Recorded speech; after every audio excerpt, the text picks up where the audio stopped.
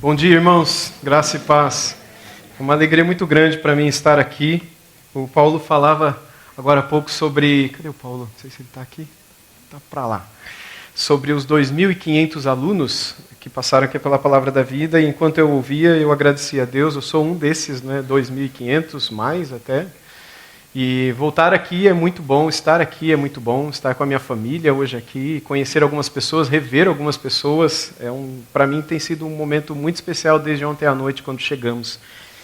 E eu sou pastor aqui no interior de São Paulo, na cidade de Araraquara, já há quase 18 anos, agora em novembro faz 18 anos que eu plantei uma igreja ali, e é uma alegria muito grande poder servir ali e servir em outros lugares também no Reino de Deus.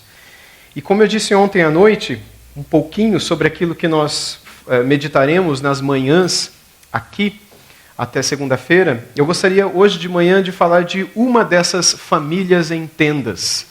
Quando eu refleti a respeito do que nós poderíamos refletir e pensar durante esses dias aqui, eu quis pensar em algumas pessoas na Bíblia, ou mesmo famílias na Bíblia, que talvez estivessem vivendo algo parecido com o que nós estamos vivendo aqui. Não apenas aqui, mas em outras ocasiões também, em que nós saímos da nossa casa, saímos do nosso contexto, e vamos para férias, ou vamos para alguma missão, enfim, em que nós nos dedicamos e nos consagramos e suplicamos os livramentos de Deus também, e temos a oportunidade de servir ou de sermos servidos, dependendo do lugar para onde vamos. E a Bíblia está cheia de pessoas que experimentaram situações assim, situações de peregrinação ou de passagem, situações em que ou elas foram usadas por Deus, ou situações em que nessas passagens Deus usou outros para abençoá-las.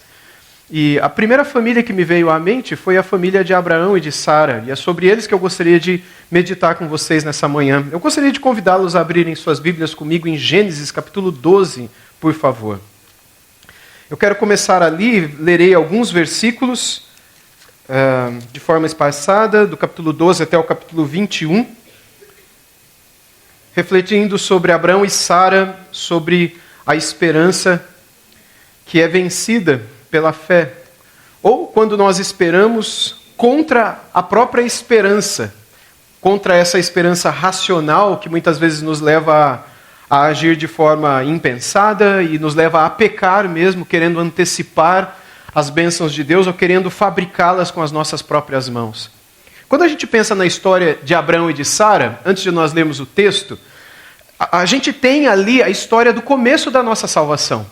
Embora em Gênesis capítulo 3, no versículo 15, Deus já diga o proto-evangelho, como é chamado na teologia, ou seja, o evangelho já encapsulado, quando ele disse, na verdade, para a serpente, mas Eva estava ao lado, Adão também, de que o descendente da mulher esmagaria o descendente da serpente, enquanto este lhe feriria o calcanhar, mostrando ali que futuramente os efeitos do pecado e do veneno da serpente na humanidade seriam desfeitos por um descendente da mulher, e enquanto alguns nessa geração pré-diluviana foram salvos por isto, pela fé no filho da mulher que viria para destruir o poder do mal e do pecado na humanidade, nós temos em Abraão e em Sara o primeiro casal, que não apenas recebeu a promessa, mas que foi desafiado, que creu e que a partir deles viria essa semente especial, um descendente de Abraão. Com Abraão e Sara, Deus prometeu o início de uma nação, o início de um povo, na verdade, que seria o povo do Messias, o povo do livro, o povo da revelação, o povo que traria e nos trouxe as Escrituras, que nos trouxe o próprio Messias, que nos trouxe tudo aquilo que tem fortalecido, sustentado a nossa fé. Mas tudo começa com Abraão e Sara numa tenda. Este povo vivia em tendas. Abraão e Sara eram cidadãos da região dos caldeus, ou os antigos sumérios também. A região de Ur dos caldeus é a parte sul da antiga Babilônia. Se vocês se lembram ali do mapa do Oriente Médio hoje, onde está o Iraque, onde tem Bagdá, um pouco mais ao sul de Bagdá, no Golfo Pérsico, bem na parte mais ao sul, é a região dos arameus, ou dos caldeus, ou dos antigos sumérios. Abraão vivia naquela região. Terá, seu pai, e os seus antepassados viviam naquela região. Quando Deus o chama, ele sai dali. Se fosse hoje, Abraão seria um iraquiano, não é? ele sai dali enquanto vivia com a sua família, naquilo que eram tendas. Os povos no passado viveram em tendas, os próprios judeus viveram em tendas durante muito tempo. Até hoje eles têm uma festa, de tantas festas que eles celebram, anual, que é a festa dos tabernáculos, que é justamente para lembrar que eles não apenas viveram em tabernáculos ou em tendas durante 40 anos na peregrinação do deserto, mas de que a nossa vida aqui é uma vida numa barraca, é uma vida de passagem. É diferente daquela casa de alvenaria ou aquela casa de pedras que nós construímos para viver por muito tempo. Quando nós saímos em viagem, passeamos e levamos uma barraca conosco, a gente sabe que não é para o resto da vida. Na verdade, não é nem por mais de 30 dias, é por pouco tempo.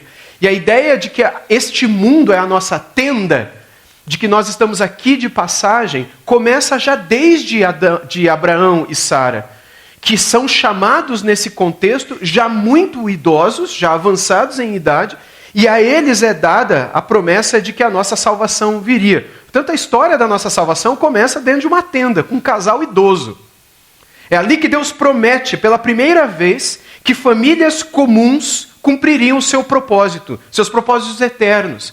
E que através desta família comum e da fé que agora estaria no coração deles, Deus abençoaria todas as famílias da terra. E obviamente isso tinha a ver com Jesus, o nosso Salvador. E isso fica melhor compreendido no Novo Testamento, quando a explicação destas sombras do Antigo Testamento passam a se tornar mais claras. Então vamos ler os primeiros versículos, versos 1 a 3, do capítulo 12, que dizem assim: O Senhor disse a Abrão: saia da sua terra, da sua parentela e da casa do seu pai, e vá para a terra que eu lhe mostrarei. Farei de você uma grande nação e o abençoarei, e engrandecerei o seu nome. Seja uma bênção. Abençoarei aqueles que o abençoarem, e amaldiçoarei aquele que o amaldiçoar. Em você serão benditas todas as famílias da terra.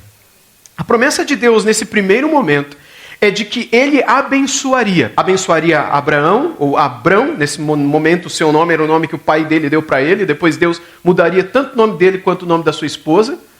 Mas nesse momento Deus promete que abençoaria ao casal idoso, sem filhos, e abençoaria aqueles que tivessem a atitude que Deus o desafiou a ter. E no verso 4 a gente vê que ele teve. Veja o verso 4. Partiu Abrão, como o Senhor lhe havia ordenado, e Ló foi com ele, um sobrinho. Abrão tinha 75 anos quando saiu de Harã. Harã é uma região, às vezes na Bíblia era chamado só de Harã, às vezes de Padã Harã. É a região onde viviam os arameus e se falava o antigo aramaico, que posteriormente, cerca de 2000 anos depois, era a língua que se falava na Judéia, é a língua dos discípulos de Jesus, é a língua que Jesus falava no dia a dia. Não este aramaico aqui de Abraão, mais antigo, mas ele já muito desenvolvido. Mas dessa região, que poderia ser muito bem chamada de Babilônia, ou de antigos babilônicos, porque era justamente na região da Grande Babilônia que tudo isso daqui acontecia. E é justamente dali que Deus tira esse homem, com 75 anos de idade, e a sua esposa, sem filhos, para que eles partissem para um lugar que eles não conheciam, para fazer algo que eles não tinham noção do que seria, e viverem ali como Deus queria que eles vivessem, uma vida que eles não viviam. Quando nós olhamos o livro de Josué, no último capítulo, 24, Josué dá uma espécie de janela para nós, para que nós saibamos como era a vida de Abrão nesse contexto, ou um pouquinho antes disso. E Josué vai dizer que ele era um homem de ídolos, sua esposa também. A região dos arameus era uma região de idolatria. Muito tempo depois, quando o servo de Abrão vai para lá para escolher uma esposa para o filho milagroso que Abrão teria, o Isaque, era uma terra de ídolos. Depois, quando o filho de Isaque, prometido de assassinato pelo irmão gêmeo dele, lembra da história de Jacó e Esaú? E o Jacó foge da região onde eles estavam, ele vai justamente para Harã, Padã Harã. E lá ele cai na casa do Betuel, e ali, do Labão, na verdade, também do Betuel, né? Labão era filho dele. E ali ele conhece as suas esposas, né? A Lia, a Raquel e as outras meninas também com quem ele teve filho, que formou as 12 tribos de Israel. Uma verdadeira confusão. Mas é justamente nesse meio de confusão, de idolatria, de pecado, que Deus tira pessoas para usá-las para os seus propósitos redentores. Ou seja, a nossa salvação não começou com famílias perfeitas. Abraão e Sara não eram perfeitos. Josué vai dizer no capítulo 24 de que eles possuíam ídolos, mas eles creram no Deus que prometeu coisas a eles. E ter deixado essa vida e ter se colocado no escuro, digamos assim, para obedecer à voz de Deus, foi o que os abençoou. Foi o que abençoou Isaac, foi o que abençoou Jacó. Apesar de toda a confusão, idolatria, mentiras, corrupção, pecados que inundavam a vida de Jacó, a vida de Raquel, idólatra. Vocês lembram quando eles fugiram? O que a Raquel fez? A querida Raquel, ela escondeu os ídolos do pai e levou junto. E quando o pai veio atrás, o Labão, e falou que ia matar quem fez aquilo, o Jacó falou o quê? Pode matar. Eu não peguei nada. E ele não sabia que ela tinha feito isso. E aí ela faz o que o Jacó tinha feito com o pai dele. Ela mente para o pai dela, colocando os ídolos debaixo de uma sela de animal, se assenta em cima, joga a saia ou o vestido e diz que estava naqueles dias, que naquela cultura, durante o período da menstruação, a mulher não podia ser nem tocada, e estava ali os ídolos. Ela mente o pai para manter a idolatria. E tem outras histórias envolvendo Raquel, envolvendo crença em coisas místicas, como, por exemplo, comer das mandrágoras, que o Rúben, filho da irmã dela, a Lia, trazia para Lia, porque ela cria que aquelas mandrágoras tinham um certo poder afrodisíaco e ela podia ficar grávida, porque ela também era estéril. Ou seja, essa é a família da qual veio o nosso Redentor. E não apenas Jacó, Lia, Raquel, Bila, Zilpa, que são as mães dos 12 filhos de Jacó, fora a Diná, a menina que não entra nessa questão das 12 tribos, mas que era filha de Jacó. A história de Isaac com Rebeca também em algumas ocasiões, e a própria história de Abraão. São histórias de famílias quebradas, são famílias de barro, são famílias que viviam aqui, depois iam para lá, as peregrinações são constantes, mas o tempo todo nós encontramos o Senhor indo atrás dessas famílias, prometendo coisa a eles, e no exercício da fé deles, inclusive de Jacó e de Raquel no final da vida deles. Vocês se lembram de que depois desse período triste de Raquel, só para a gente justificá-la aqui, né? Porque não terminou tão feia assim a história dela. Ela creu no Senhor, e quando ela recebe um filho milagrosamente, que foi José, ela louva a Deus e não as mandrágoras ou qualquer outra coisa. Ela louva a Deus e ela pede ao Senhor a bondade de dar pelo menos um outro filho antes que ela morresse. E aí então, quando eles estavam em peregrinação, passando pela cidade de Belém, ela tem Benjamim. E ela morre no dia em que ela tem o Benjamim, que é o segundo filho dela. E ali ela é enterrada na cidade de Belém, e está até hoje o túmulo dela em Belém, diferente dos outros patriarcas e matriarcas, que estão todos em Hebrom. Então nós percebemos que no final da vida de algum desses homens e mulheres que conviveram com Abraão, estão ligados a ele, aqueles que são chamados de patriarcas e matriarcas, né, da fé judaico-cristã, nós temos pessoas que são como nós, famílias que não são perfeitas, famílias em que muitas vezes a mentira está ali, o adultério está ali, esteve aqui, pecados estão ali, mas se a graça de Deus é exposta a estas famílias, e diante delas, estes homens e mulheres respondem com arrependimento e fé, aquilo que o apóstolo Paulo escreveu aos Romanos, né, onde abundou o pecado, o que acontece com a graça de Deus? Ela superabunda, ela é além do nosso pecado, ela vai acima da nossa corrupção. Mesmo quando nós somos infiéis, como o apóstolo Paulo escreveu a Timóteo, ele permanece sendo fiel àquilo que ele promete, porque ele não pode mudar a si mesmo, como nós muitas vezes mudamos. Por isso ele diz para Abraão, seja uma bênção. É Deus ordenando que por meio daquela vida frágil, a bênção de Deus viria sobre a humanidade, como veio na pessoa de Jesus. E que através da fé que ele teve, e a gente vê isso claramente no 4, quando ele parte de Padã Arã e vai para a terra que o Senhor prometeu dar a ele e aos seus descendentes, que é a terra de Israel hoje, ele demonstra fé no Senhor e crê no Senhor, abandonando os seus ídolos, que é o que Josué diz no capítulo 24 do seu livro. E através desta fé, não a fé necessariamente de Abraão, mas a fé em si, a fé de Deus, a fé que vem de Deus, a fé da qual o Senhor Jesus Cristo é o autor. Lembra de Hebreus 12? Ele é o autor e o consumador desta fé, da nossa fé, da fé do povo que crê no Senhor. Quando essa fé está em nós, isso significa que a bênção de Deus está sobre nós. E é óbvio que, naturalmente, nós podemos viver lutas e dificuldades e nos afastarmos pouco a pouco de Deus, e essa é a razão de muitos dos sofrimentos que nós colhemos na vida, mas a resposta ou o remédio sempre está nesta fé que espera, nesta fé que vai para aquele lugar que eu não conheço, mas que se eu estiver ali fazendo aquilo que Ele me diz para fazer, eu sei que Ele vai fazer sobre a minha vida aquilo que desde o início da história da salvação Ele prometeu fazer. A vida de fé, em muitos sentidos, é uma escola também. Não é apenas uma vida de peregrinação, mas de escola. E não é uma escola comum, como dessas que a gente já passou um dia. É uma escola de desinstalação, é uma escola de desconexão, é uma escola onde Deus nos retira do que é conhecido, do que é familiar, do que é controlável, e Ele nos leva a andar por lugares onde tudo depende dEle, depende da Sua palavra, depende de nos entregarmos, depende de esperarmos. E a história de Abraão e Sara é a história de uma família chamada por Deus para andar por esse caminho. Trata-se não apenas do início do povo da aliança, mas aqui é também um retrato da própria formação de fé num contexto familiar. A gente praticamente não tem isso antes. A gente tem pessoas salvas. Toda geração de Sete antes do dilúvio é uma geração de gente salva. Mas a salvação exposta no contexto da família, que é o que todos nós aqui tanto oramos desde que nossos filhos são pequenos, desde quando a gente sabe que está grávida. A gente já ora pela salvação e a gente espera por isso. A exposição de algo assim nas Escrituras começa justamente nessa família.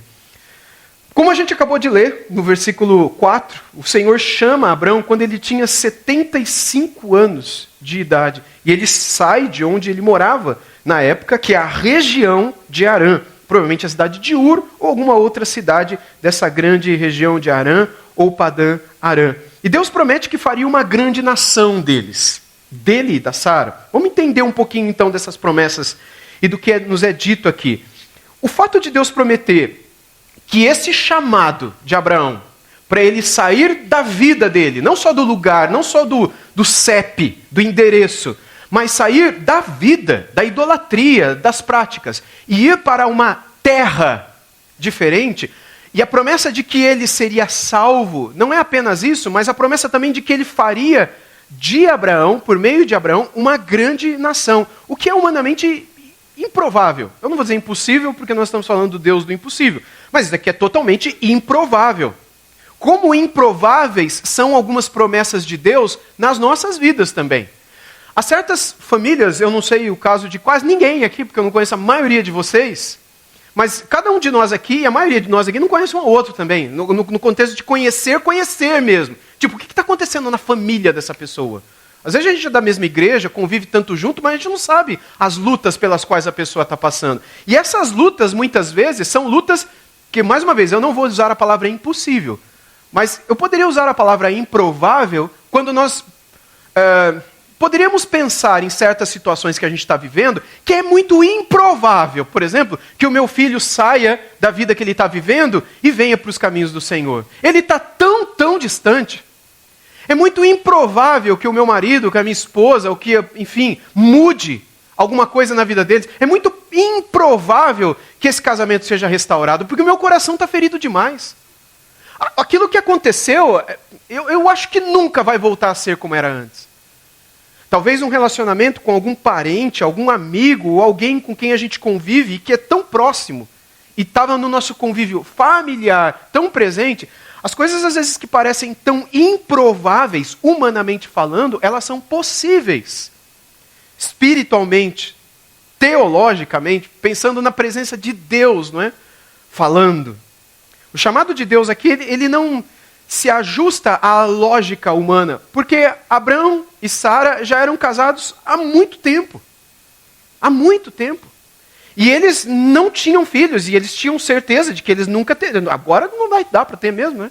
Como é que a gente tem filhos com 75, 70, 65 anos de idade? Humanamente falando, é muito improvável, não é assim? E quanto mais o tempo passa, mais improvável é. Logo, Abraão teve que crer nisso, Sara também. É curiosa a frase de Agostinho de Hipona nas Confissões. No livro 10 ele diz assim: tu nos chamaste a ti, e abriste os nossos ouvidos ao teu chamado, e arrancaste-nos de nós mesmos. É muito curioso como o Senhor Deus faz isso daqui com Abraão. O Senhor chama Abraão para que ele seja arrancado de si, para que ele não acreditasse em si, para que ele não olhasse para a esposa dele e para ele e para os corpos deles, mas para que eles acreditassem no Deus que faz milagres e que é poderoso para fazer o improvável e mesmo o impossível na história desse casal. A fé, nesse início aqui, se parece mais com um passo no escuro do que com uma visão clara do futuro. Não, primeiro vai ser assim, a médio prazo, depois no final vai terminar desse jeito. A vida com Deus, desde o início das Escrituras, é o oposto disso. Você não tem clareza de nada. A única clareza que você pode ter é do que vai acontecer quando tudo acabar. Quando você morrer, aí você pode ter certeza do que te espera. E mesmo assim, essa certeza, ela ainda é um pouco anuviada, porque a gente sabe, mas como que vendo através de uma nuvem. A gente sabe que é maravilhoso. E quando passar da nuvem, da morte, será infinitamente mais belo do que daqui dá para ver. Mas até chegar lá, que certeza você tem? Que certeza eu tenho? A fé se parece mais com esse passo no escuro do que com uma visão clara do futuro. É por isso que lá em Hebreus, vamos abrir lá, porque esse texto tem a ver também com Abraão, se conecta perfeitamente a Gênesis 12, que acabamos de ler, em Hebreus capítulo 11, no versículo 8, na galeria de heróis da fé. Hebreus 11 fala sobre vários heróis da fé, não é? Sobre exemplos de fé. Homens que viveram com Deus e morreram com Deus e o glorificaram, e são essa tão grande nuvem de testemunhas que o autor de Hebreus diz que temos a nos rodear, que nos incentiva a viver agora, que é o nosso tempo de viver aqui, com a mesma fé que eles tiveram. Em Hebreus 11, 8, fala justamente desse homem, o Abraão. Pela fé, Abraão, quando chamado, obedeceu, a fim de ir para um lugar que devia receber como herança, e partiu sem saber para onde ia. Pela fé peregrinou na terra da promessa, como em terra alheia, habitando em tendas, com Isaque, Jacó, que era neto dele, que viria depois, herdeiros com ele da mesma promessa. Porque Abraão aguardava a cidade que tem fundamentos, da qual Deus é o arquiteto e construtor. Nós não vamos entrar nos pormenores de que cidade é essa, que fundamento é esse, embora eu imagino que os irmãos devam conhecer, já devam ter estudado. Mas o que é importante saber aqui é que quando Abraão falece, ele não recebe nada disso. Ele morre crendo no que seria, no que viria, mas que ele não viu ao longo da sua vida. Vocês lembram, quando Abraão esteve por essa região que Deus prometeu dar a ele, o único lugar que ele tinha, a gente poderia dizer assim, a escritura do terreno, era de uma caverna que ele comprou quando Sara morreu, a caverna de Macpela, vocês lembram? Que era um lugar que ele comprou, que era um lugar que o dono lá supervalorizou, e Abraão pagou até mais para ele, porque era o lugar onde ele queria enterrar, porque ele não tinha nem lugar para cair morto, como a gente fala hoje aqui. Ele não tinha lugar para enterrar a Sara. E ele compra aquele lugar que não era um lugar para plantar. Mas o que você planta numa caverna? Que animal você cuida ali? E caverna, nesse contexto, chamada de Sheol, era o lugar dos mortos, era tipo um cemitério. Você compra um cemitério para quê? O que você cria ali? Com o que você lucra ali? Bom, hoje em dia até dá para lucrar, né? Se você vende os terreninhos e tudo mais. Mas naquele tempo, quando Abraão morre, o único lugar que ele é dono em toda aquela terra que Deus prometeu para ele era essa caverna. Mas ele cria. E depois Isaque morre nessa mesma fé. Jacó a mesma coisa. Porque Jacó ele morre no Egito.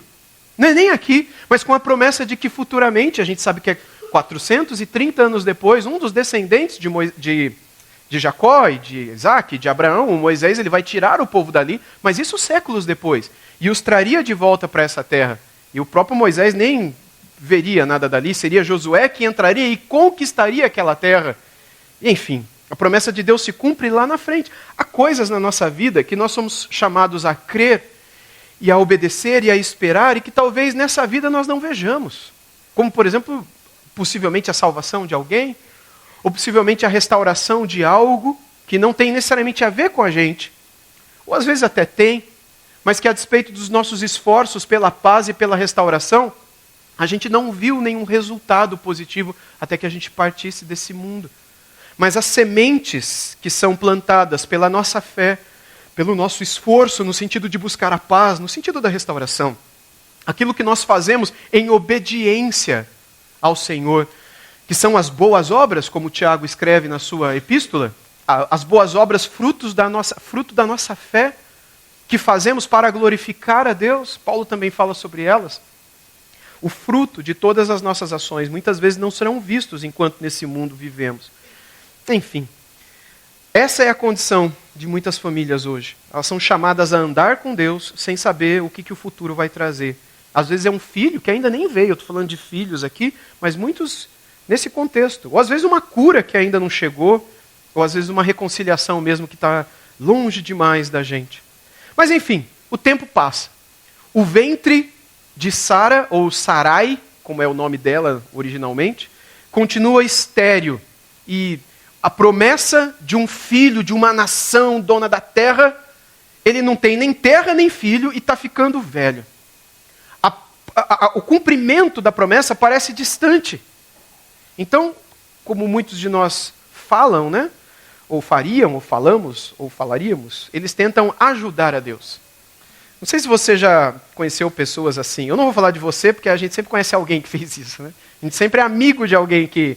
Vamos dar uma ajuda para Deus? Deus promete cuidar, Deus promete fazer, Deus pede para esperar. A resposta de Deus ainda não veio, mas se a gente tem como dar o nosso jeito, a gente dá.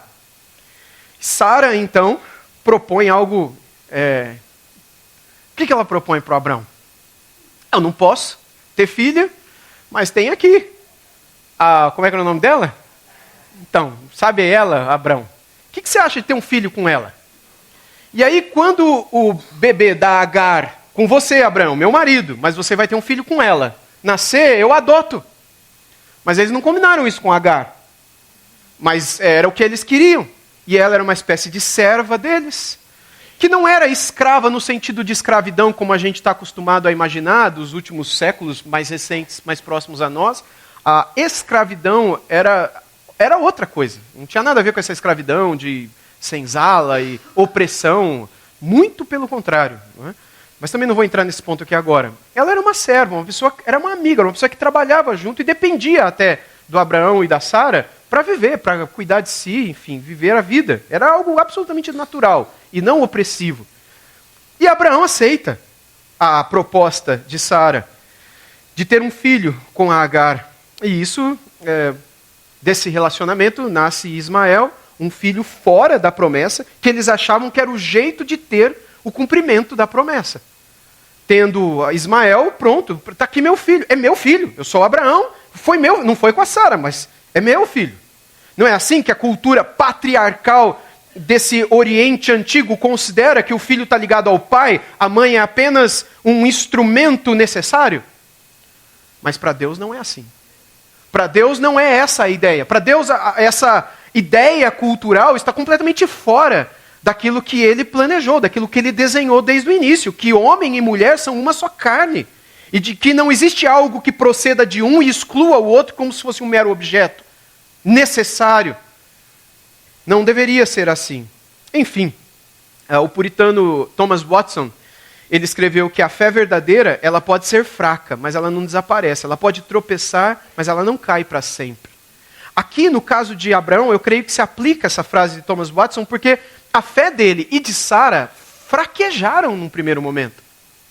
Porque, de alguma maneira, eles colocaram fé nesse jeitinho de receber aquilo, de dar um jeito para Deus, de financiar a obra de Deus, de fazer com que as coisas pudessem acontecer de forma mais rápida. Abraão creu sim, mas ele vacilou. Assim como muitos de nós, nas nossas experiências da vida, também cremos, mas por vezes vacilamos. E isso é para mim, pelo menos, profundamente pastoral, porque Deus ele não exige perfeição imediata. Deus ele não exige que nós sejamos absolutamente perfeitos em tudo aquilo que fazemos, porque Abraão não agiu assim e não foi assim. E ele não se apressa em formar uma fé madura também. A fé de Abraão vai se amadurecendo, e de Sara também. O que nós percebemos é que Deus trabalhou no caráter e no coração de Sara e de Abrão, e por meio deles na nossa própria vida, ao longo de anos. É uma fé que amadurece, é um caráter, uma esperança que trabalha ao longo dos anos. No deserto das esperas, no silêncio do tempo. E não é assim na nossa vida? E nós não estamos acostumados com esperar, com o silêncio, com o deserto. Às vezes a gente nem gosta deles. Apesar da Bíblia estar recheada de histórias do agir de Deus no deserto, na espera e no silêncio e no tempo que demora, ainda assim o nosso coração, que é tão humano quanto o de Abrão e Sara, nós queremos que seja para daqui a pouco o que nós pedimos agorinha há pouco.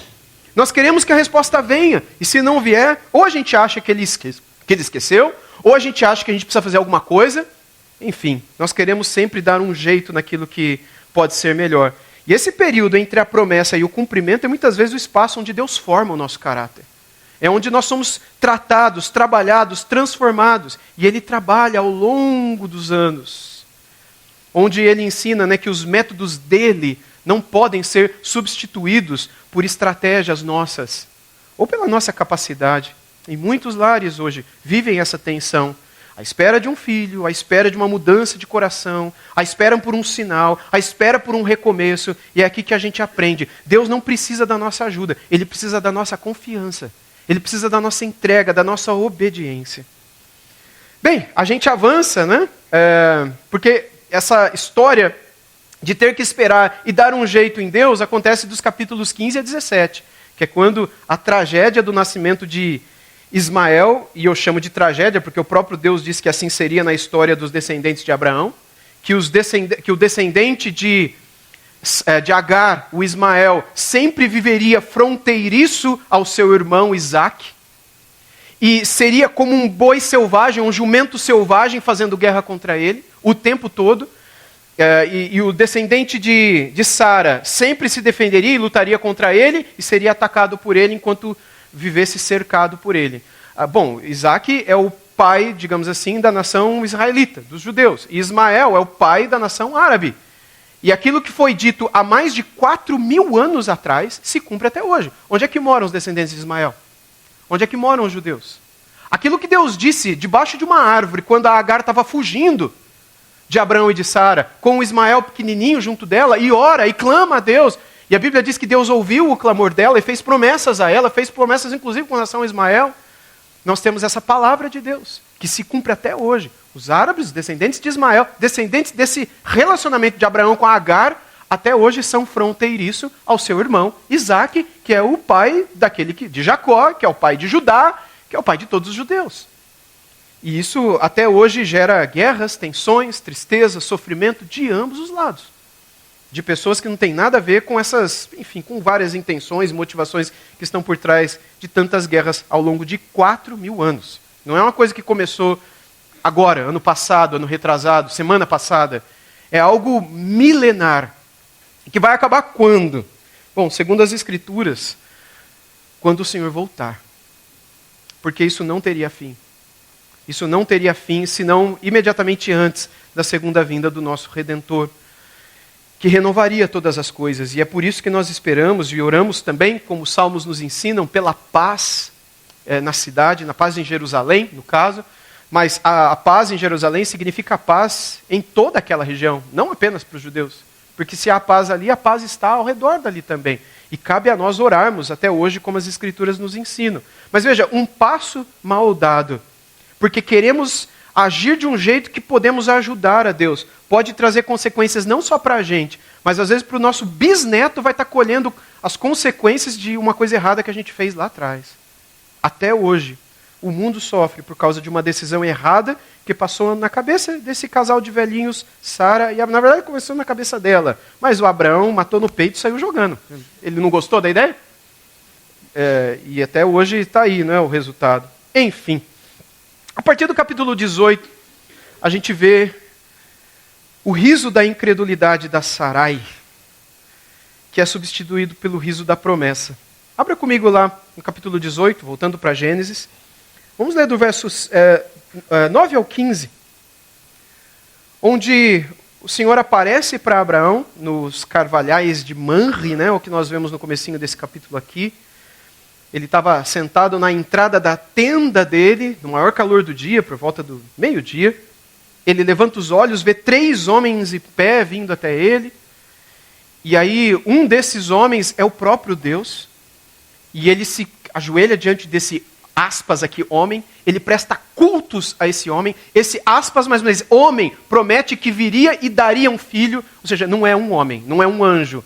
É alguém que tem poderes divinos para falar do futuro, para trazer um filho, para dizer que iria destruir Sodoma e Gomorra. E quando a Bíblia diz que quem destruiu Sodoma e Gomorra foi quem? Foi Deus.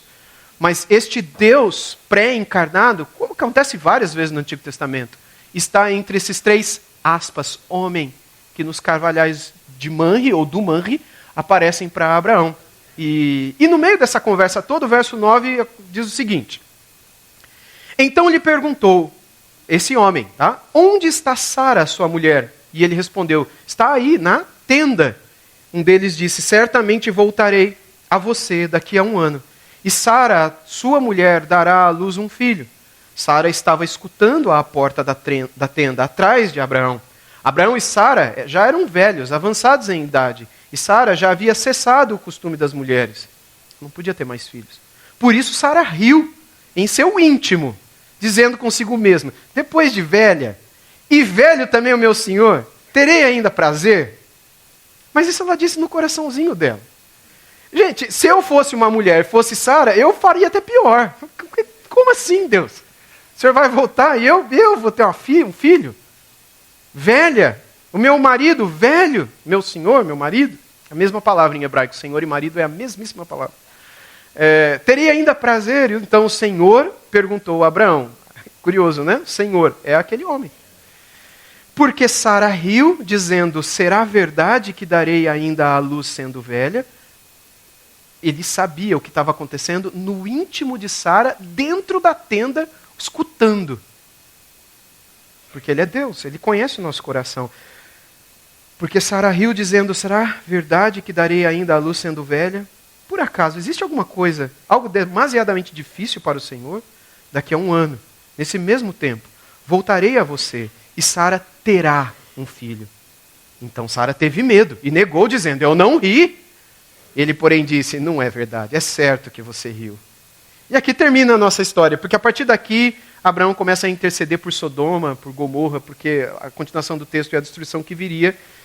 E um daqueles anjos, né, ficaria com Abraão, que é o próprio Senhor, e outros 2 iriam e trariam a destruição. E foram, inclusive, alertaram o Ló para sair dali, e aí toda aquela história que vocês conhecem.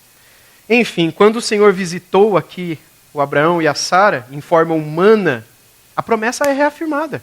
Mas agora tem data, é daqui a 1 ano a tua mulher terá um filho. Sara ouve, a Sara ri, mas não é um riso de alegria, ou de alívio, ou de esperança, mas é um riso de escárnio interior. E é escárnio. Porque as palavras dela, eu teria ainda prazer sendo velha, e o meu senhor, meu marido, velho. Isso não é um riso de espera, um riso de alívio, no sentido de que, graças a Deus, é daqui a 1 ano. Não, é um riso de escárnio, é um riso de... Você está pensando o quê? O senhor não é homem, o senhor não sabe o que é ser velho. O senhor não sabe o que é tentar fazer isso que o senhor está querendo que a gente faça com a idade que a gente tem. Né? Vocês estão entendendo, né? Então Deus pergunta no versículo 14, haveria alguma coisa demasiadamente difícil para o Senhor? Enfim, essa pergunta ecoa até hoje para os nossos lares, para as nossas vidas. Haveria um casamento impossível demais para restaurar? Haveria uma alma ferida demais para ser curada? Haveria um filho perdido demais para voltar para casa? A Sara ri da promessa, mas 1 ano depois, ela ri de alegria. Quando a gente olha a continuação dessa história e a gente vê que ela tem o filho, ela vai dizer mais adiante, Deus me deu motivo de riso. E ela chama o filho de como? Isaac, Yitzhak em hebraico. Você sabe o que significa Isaac em hebraico? Riso. Riso. Mas não é um riso de escárnio. É um riso de paz. É um riso de... Quando nós recebemos algo que é uma bênção. Que enche o nosso coração de alegria. Que a gente não consegue esconder a nossa felicidade. Isaac é essa felicidade. Era impossível. O que era impossível se tornou real. E é exatamente aqui que nós vemos mais uma vez a graça de Deus. Deus cumpre o que prometeu, mesmo quando a gente ri dele. Mesmo quando lá no fundo a gente será. Porque não depende de nós, depende dele, da bondade dele, da benignidade dele. E a virtude da benignidade tem a ver com a virtude de alguém que ama fazer o bem. Tem a ver com a bondade, mas a benignidade é algo que está para além daquilo que é intrínseco. A bondade é intrínseca ao ser que é bom. Mas o benigno é algo que nós desfrutamos desse alguém que é bom. Deus tem o prazer em fazer o bem, ele é benigno, apesar de ver em nós a malignidade, a incredulidade e muitas vezes a desobediência. O nosso Deus é imerecido. Não é somente a graça dele, que é um amor que a gente não merece. A gente não merece ele. Nós não somos dignos do que ele faz por nós. De como ele enche o nosso rosto de riso ao longo da nossa trajetória, depois de tantas tendas que nós montamos, de tantos lugares pelos quais passamos, de tantas lutas que atravessamos, depois de tantos vales da sombra da morte pelo qual passamos, a gente pode chegar ao final rindo, felizes, por sabermos que ele está conosco, que a sua vara e o seu cajado nos acompanham, nos consolam e nos fazem assentar em uma mesa junto dele. A sua bondade, a sua misericórdia nos acompanhando todos os dias ao longo da nossa vida, até que nós viemos a habitar na sua casa para sempre. A bondade e a misericórdia, essa duplinha sertaneja, né? Que sempre estão juntas na Bíblia. Bondade e misericórdia, bondade e misericórdia. A nossa vida está mergulhada nisso, irmãos. Não fossem a bondade e a misericórdia de Deus, não é que a gente nunca teria estado perto de Deus. Tendo o coração que temos, que não é melhor do que o de Abraão e de Sara, e nem pior, nós somos tão humanos quantos. Embora sejamos um pouco mais tecnológicos, um pouco mais sofisticados, um pouco mais isso, mais aquilo, mas a nossa humanidade e pecaminosidade são tão iguais às deles. E somos tentados a acharmos caminhos como eles foram tentados a achar também. Eles não queriam mero pecado no jeito que eles acharam. Eles queriam só, vamos dar um jeito, quem sabe isso daqui é... Não é a gente, é ele. E o que a gente faz? A gente crê, a gente confia, a gente espera e a gente se santifica. E se ele disser que a gente tem que fazer algo, a gente faz. E Abraão e Sara sabiam o que eles tinham que fazer para ter um filho. E era só aquilo. Era só aquilo. E Deus faria aquilo que era impossível e completamente improvável. Indo para a nossa parte final, eu gostaria de convidar você agora, mais uma vez ao Novo Testamento, para Romanos capítulo 4, onde o apóstolo Paulo, ao escrever aos cristãos na cidade de Roma, ele resgata essa história e diz que Abraão esperou contra a esperança. E essa expressão de Paulo aqui em Romanos 4, esperar contra a esperança, significa crer quando todos os indícios dizem exatamente o contrário. Significa manter os olhos em Deus, mesmo quando tudo parece morto. Como o ventre de Sara estava morto. Como o corpo de Abraão, quando eu falo corpo, porque vocês estão entendendo, né? Estava morto. Abraão estava vivo, mas não dava. Não sei por que vocês estão rindo, mas tudo bem. Vamos olhar o versículo 18 a 21. 18. Abraão esperando contra o que se espera, contra a esperança. Ele creu para vir a ser pai de muitas as nações, segundo lhe havia sido dito. Assim será a sua descendência.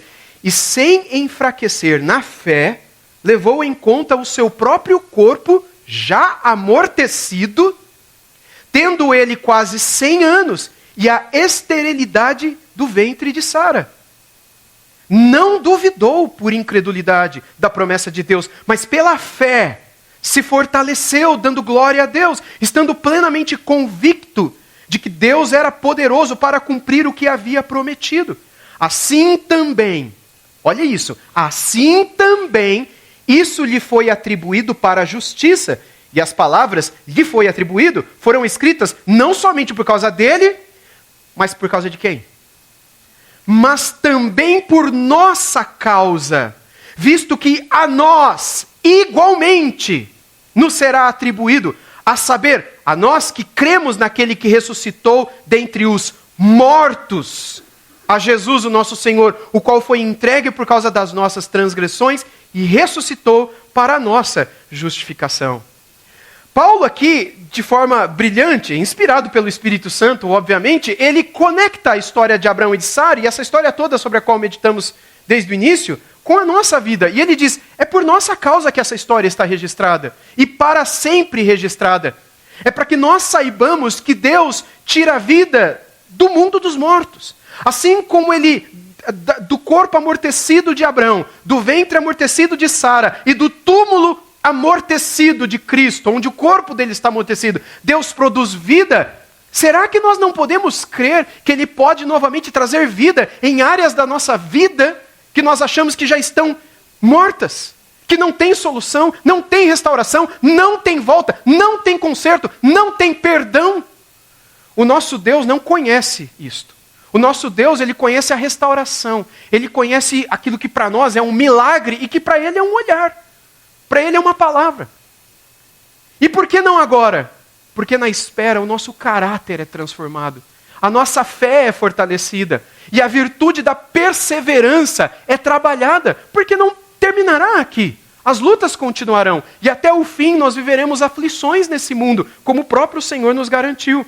Mas no verso 20 aqui de Romanos 4, a gente lê que ele não duvidou da promessa de Deus por incredulidade, mas foi fortalecido na fé, dando glória a Deus. A gente pode imaginar que ao longo da vida dele, enquanto não teve o filho com Sara, ele glorificava a Deus, mesmo não tendo recebido. Ou seja, ele já fazia um culto de ação de graças antes da bênção chegar. Normalmente a gente faz o culto de ação de graças depois que chegou. Casei, culto de ação de graça. Fiz 25 anos, culto de ação de graça. E está tudo certo, não está errado. Tive um livramento, culto de ação de graça. Aconteceu alguma coisa, culto de ação de graça. Uma cura, culto de ação de graça. Normalmente o culto de ação de graça acontece depois. Mas não somente Paulo nos ensina sobre isto na história de Abraão, mas ele vai falar aos Efésios também depois, lá em Filipenses capítulo 4, no versículo 6, 7 e 8, ele vai dizer que não andeis ansiosos por coisa alguma, antes sejam conhecidas as vossas súplicas. Imagina a ansiedade no coração desse casalzinho. Mas sejam conhecidas as vossas súplicas pela petição, vocês lembram como termina? Com ações de graças. No momento em que eu ainda não tenho, que eu não recebi, que eu não vi, dê graças desde já. Porque você conhece quem é o seu Deus.